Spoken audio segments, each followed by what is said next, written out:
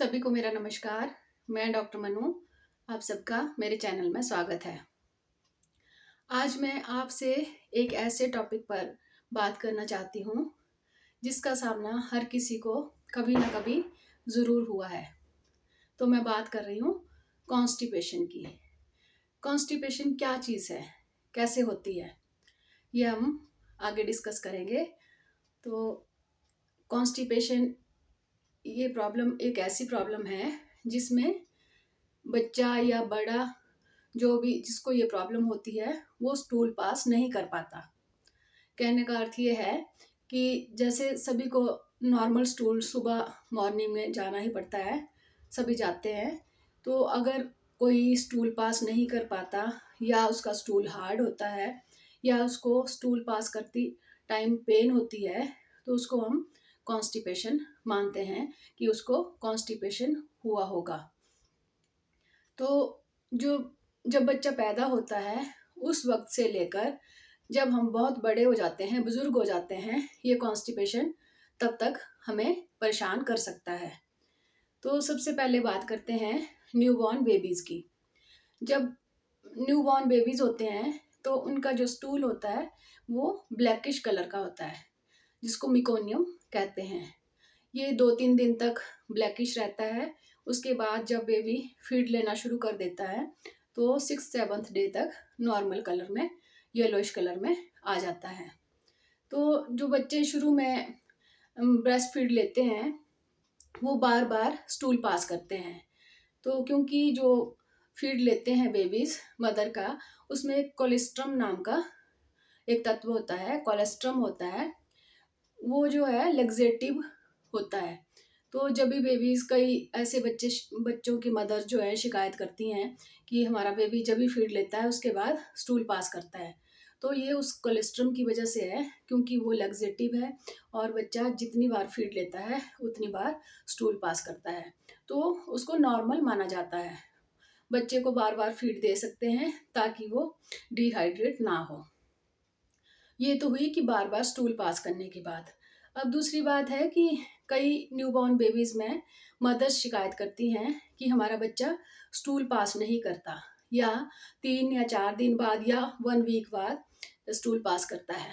तो इसको नॉर्मल माने या अबनॉर्मल, तो ये एक नॉर्मल ही प्रोसेस है, क्योंकि ये तब होता है जब मदर्स जो हैं ये प्रॉपर अपनी डाइट नहीं लेती या डिहाइड्रेशन उनको होती है, वो लिक्विड डाइट ज़्यादा नहीं लेती या पानी कम पीती हैं और खाने में वो फाइबर वगैरह नहीं लेती। इस वजह से जब वो बेबी को फीड देती हैं तो बेबी को भी वो पूरी न्यूट्रिशन नहीं मिल पाती, जिस वजह से कम फाइबर की वजह से और पानी कम पीने की वजह से बेबी जो है स्टूल पास नहीं कर पाता। और जब वो स्टूल पास करता है 2-3 दिन बाद तो वो सॉफ्ट स्टूल पास करता है, तो इसको नॉर्मल माना जाता है। परंतु अगर जो बेबीज़ जो 2-3 दिन तक या 1 वीक तक स्टूल पास नहीं करते और उनका स्टूल जो है हार्ड होता है और उनको रोते हैं, उनका पेट जब हाथ लगाएँ पेट में तो बिल्कुल हार्ड होता है और वो सोएँ भी ना, तो इसका मतलब है कि बेबीज़ को कोई प्रॉब्लम है। तब उनको डॉक्टर के पास ले जाना चाहिए कि भई इनको ये रो रहे हैं या ये फीड नहीं ले रहे हैं या इनको जो है पॉटी करती बार प्रॉब्लम हो रही है, पेन हो रही है। तो ये तो हुई बात न्यूबॉर्न बेबीज़ की, क्योंकि जो न्यूबॉर्न बेबीज़ की कॉन्स्टिपेशन है उसकी सारी ज़िम्मेवारी मदर्स पर होती है। बच्चा तो खुद ना कोई खाता, ना कुछ नहीं करता, ना चलता, ना कुछ नहीं कर सकता। तो जो न्यूबॉर्न बेबीज़ की जो मदर्स हैं, जो वो खाएँगी, जो वो पिएँगी, उसी की वजह से बच्चे को न्यूट्रिशन मिलती है और उसी की वजह से वो स्टूल भी पास करता है। तो मेरा मदर्स को ये आग्रह है मदर से कि वो जब भी बच्चा पैदा होता है उसके बाद खूब पानी पिएँ, लिक्विड चीज़ें ज़्यादा लें, सूप लें, दूध लें और फाइबर वाली चीज़ें लें और घी वाली चीज़ें कम लें। ऐसा नहीं है कि बिल्कुल मत लें, लें ज़रूर, और गरम चीज़ें भी थोड़ा कम लें ताकि बच्चे को इससे कोई प्रॉब्लम ना हो, क्योंकि जो भी वो खाएँगी वो सब बच्चे को जाएगा। तो इसके बाद हैं जो बच्चे 1 साल से बड़े हो जाते हैं, 6 मंथ से बड़े हो जाते हैं उनको मदर मिल्क के साथ साथ बाकी सॉलिड डाइट भी देना शुरू कर देते हैं, जैसे दाल का पानी या दूध, दूसरा दूध या फार्मूला मिल्क या कोई चावल का पानी या खिचड़ी पतली सी या मैश किए हुआ फ्रूट्स या वेजिटेबल्स। तो उन बच्चों को कॉन्स्टिपेशन तब हो सकती है जब उनको लिक्विड जो चीज़ें हैं कम मिलें, जैसे कि उनका पानी कम पी रहे हों या लिक्विड चीज़ें उनको कम दे रहे हैं और सॉलिड आइटम्स उनको ज़्यादा दी जा रही हैं, तब बच्चे कॉन्स्टिपेशन की शिकायत करते हैं।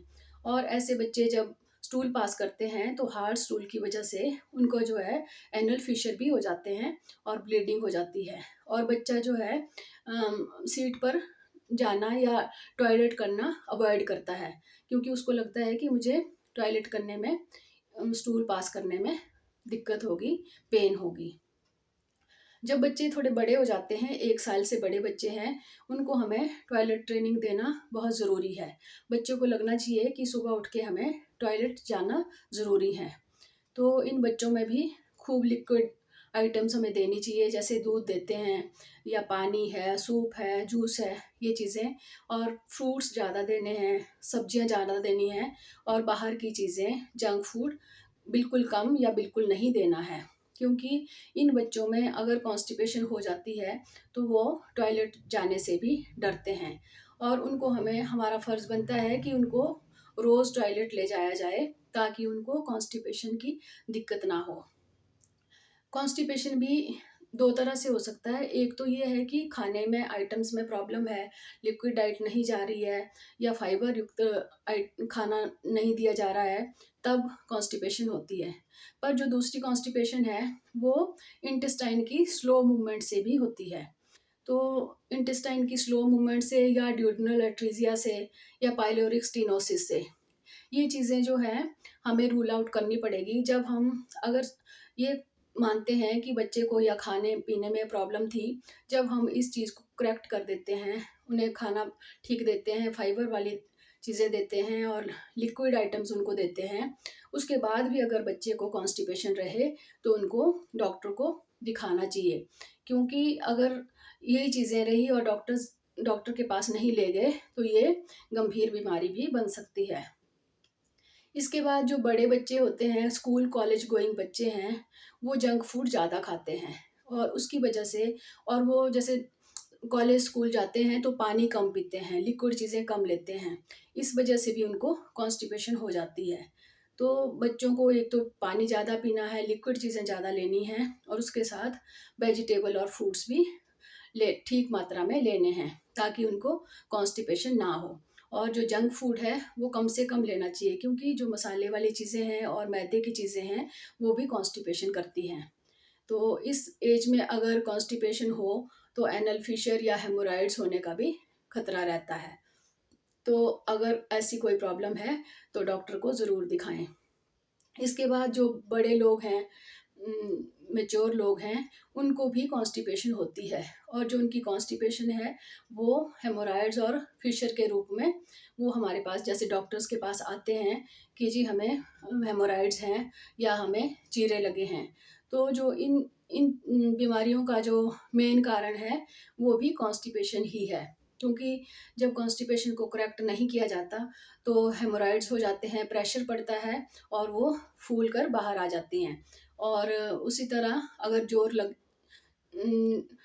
स्टूल पास करती बार अगर जोर लगाना पड़े तो वहाँ क्रैक्स भी पड़ जाते हैं, जिससे फिशर बन जाते हैं और वहाँ से ब्लीडिंग हो जाती है, और कई बार ये प्रॉब्लम बहुत ही गंभीर रूप धारण कर लेती है। तो इसलिए मेरा सभी से अनुरोध है कि कॉन्स्टिपेशन एक बीमारी ना होकर बहुत सी बीमारियों का कारण है। तो इसलिए हमें कॉन्स्टिपेशन को होने ही नहीं देना है। हमें ठीक मात्रा में लिक्विड डाइट लेनी है, पानी पीना है, जूस लेना है, सूप लेना है, दूध लेना है, लस्सी, दही, ये चीज़ें हम ले सकते हैं। कॉफ़ी और चाय कम से कम लेनी है, और इसके साथ ही फ्रूट्स लेने हैं, हर तरह के फ्रूट हम ले सकते हैं। बनाना थोड़ा सा कॉन्स्टिपेशन करता है, इसलिए इसको अवॉइड करना है।